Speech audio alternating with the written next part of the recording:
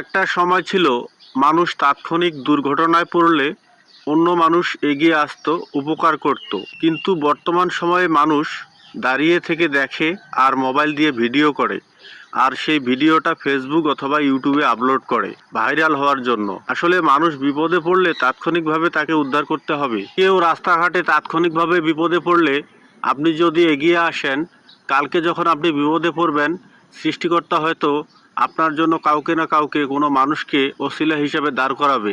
তাকে উদ্ধার করার চেষ্টা করবেন। সে যদি উদ্ধার হয়, হয়তো তার জীবনটা বেঁচে যাবে।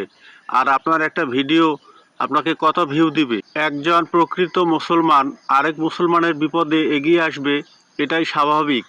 কিন্তু আমরা সেটা না করে ভিডিও ধারণ করি যে আমার একটা পেজ আছে, আমার একটা ফেসবুক আইডি আছে, আমার ইউটিউব চ্যানেল আছে, আমি সেখানে আপলোড করে দেব আর লাখ লাখ ভিউ পাবো। এই চিন্তাধারা থেকে আমাদের বেরিয়ে আসতে হবে। কারণ মানুষ বিপদে পড়লে দাঁড়িয়ে থেকে ভিডিও করা, এটা আসলেই খারাপ কাজ।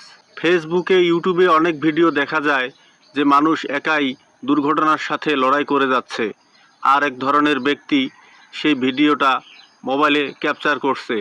আজকে একজন ব্যক্তিকে আপনি উপকার করলেন, তার বিপদ থেকে তাকে উদ্ধার করলেন, কালকে হয়তো আল্লাহ আপনাকে অন্য কোনো ব্যক্তির মাধ্যমে সেই উপকারটা পুষিয়ে দিবে। তার পরিবার পরিজন আছে, তার একটা সমাজ আছে, আর সেই ভিডিওটা আপনি ফেসবুকে আপলোড করে দিচ্ছেন। এটা অনেক বড় পাপ, অনেক বড় অন্যায়।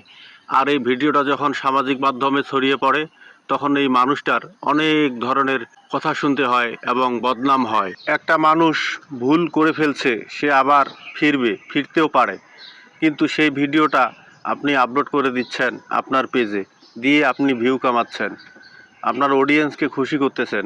কিন্তু আপনি কত বড় অন্যায় করতেছেন, কত বড় পাপ করতেছেন, সেটা হয়তো আপনি নিজেও জানেন না।